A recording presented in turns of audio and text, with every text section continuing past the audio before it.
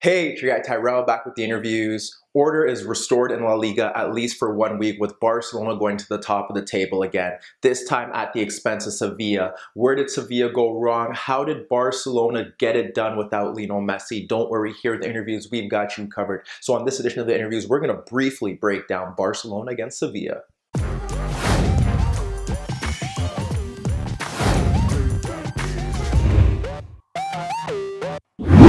So before we get into today's video, don't forget to give our video a thumbs up if you did enjoy it. The bell below does give you daily notifications regarding our organic soccer/footy analysis. And don't forget to subscribe to our channel. But first, let's get into today's video. In today's video, we're going to break down the first half and kind of just really talk about the main talking points regarding Luis Suarez's role, where Sevilla was able to find joy, and how Barcelona were able to score their goals to kill off Sevilla. But first, let's get to the starting lineup.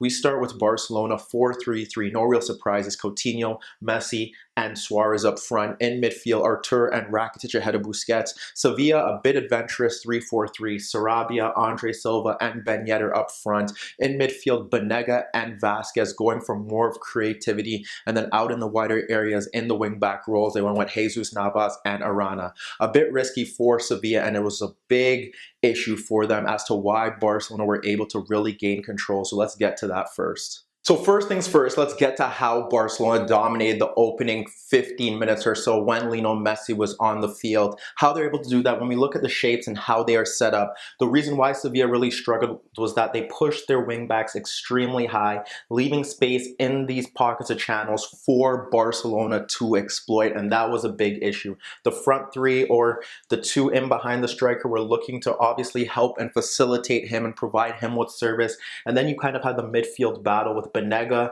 and Vasquez dealing with Artur and Rakitic. This is a big issue for Sevilla because of the fact that Semedo and Alba like to get forward. Obviously, it goes both ways, but when you think about how Barcelona really got going, it stemmed from the fact that they were getting down these sides and no one was really picking up Messi. We look at the first goal within the opening 2 minutes, which kind of sums things up. Ball switched out to Semedo. We have Vasquez actually running over to him. What happens is that he's able to beat Vasquez and then run at Arana.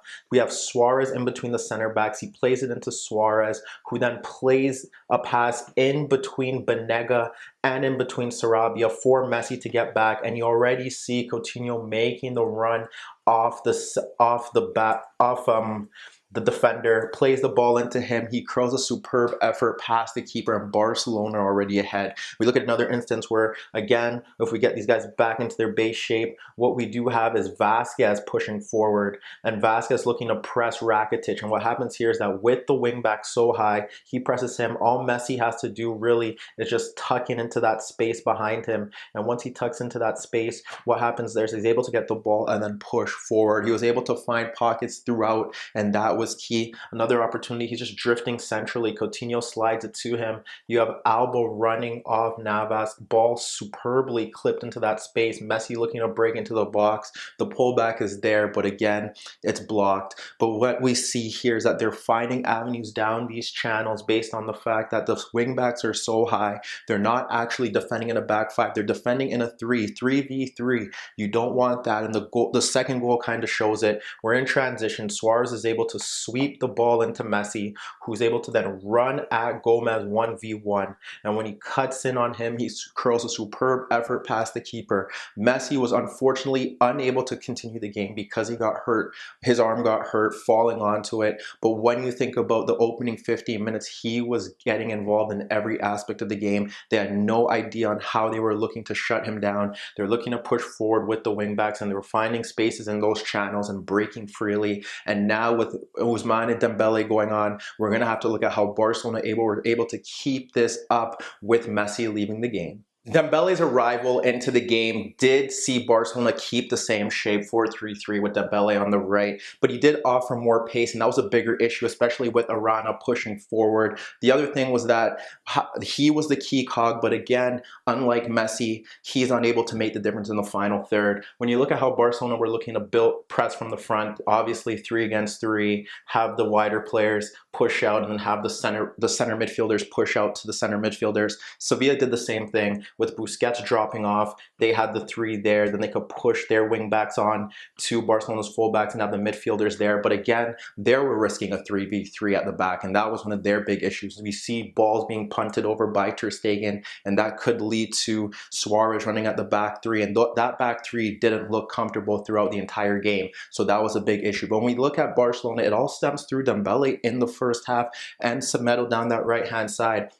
We look at the opening stages of him just coming on, being able to break from his own half, run forward, no one even close to him, cuts in on Gomez, cuts in on Banega, but he has the shot blocked. But again, a warning sign. He is offering a threat. We have Suarez from deeper in transition, getting the ball in his half, clipping it out to the left channel. What happens here is that you have Arana and you have Navas tracking him, but so he is able to cut out to his outside and he flashes a shot wide. But again, Dembele's pace offering a threat, and that's a big issue for this Sevilla side, because you eventually felt like he was going to score a goal. Another opportunity that does stem down that right-hand side was you see a short free kick, and what happens here is that Dembele and Semedo combine, and what happens here is that they end up pulling out Gomez and Arana, and they pull them out of position, and what happens here is that Dembele plays a reverse ball between them for Semedo, and when he pulls that one out, what happens here is that Suarez is trying to make the run into the box, but he is pulled down by Kier, and you have Semedo breaking into the box because there's no pullback, and he fires his shot into the side netting. Again, it's a warning sign. You have opportunities for them to make those decisive decisions, and they're not doing it. But again, Barcelona's finding joy down that right-hand side. We have Banega pushing forward on another opportunity, and what happens here is Banega tries to play a pass between the lines, and when he does that, what happens is that Busquets intercepts it, and when Busquets intercepts, he plays into Suarez, who drops it off into Dembele. Dembele now is able to run at Gomez, and he pulls it back to Suarez, fires a shot on goal. There was only one more opportunity throughout that half, towards the end of the half, where we saw an Alba interception lead to Suarez nodding it down to Coutinho, him switching it to Artur switches it out to Dembele, and what happens here is that Rakitic makes the run in behind Gomez, and he tries to chip the keeper. But again, we're seeing Barcelona break down that right-hand side. Dembele's pace offering a threat. Sevilla not shifting into a back five was a big issue, and they didn't have enough cover in midfield, so they were really struggling and pulling at straws. But let's get to what they did do right in the first half, because they weren't that bad. They had their opportunities, so let's get to that and see why they were unable to get a goal.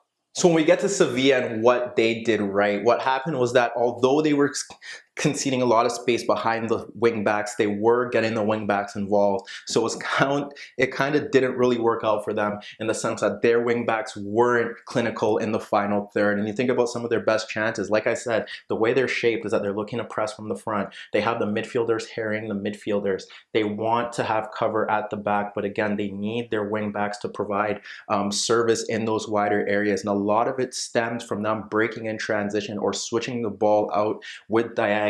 We saw diagonals out to Jesus Navas running at Alba, constantly trying to get by him. For the most part, he was unable to really get the job done, but there were a few instances where he did offer a threat. We had a Banega diagonal clipped out to him. He was able to cut in, deliver across into Andre Silva. It was a bit behind Silva, but he nodded an effort on goal. We saw a poor Busquets clearance towards the end of the half, where it fell to Navas, was able to get past Alba, and you see Sarabia making the run to the front post ahead of Busquets, but again, he's unable to guide the ball on goal. And when we look at it, Navas offering a threat, pushing Alba back, trying to break forward, but he's not able to make the difference in the final third, and that was one of the big issues that they did have going forward. Arana also ended up hitting the post. You had Banega pushing forward on the counterattack. You had Semedo out a bit wide. What happens is that he plays that ball into Arana. Arana is able to break forward. He fires his shot off the post. But again, Sevilla getting the wing backs forward, offering a threat. Another opportunity that ended up happening was that it ended up being shifted out to him. Dembele wasn't able to close down tight enough. He delivers across into the box between Alba and Lenglet.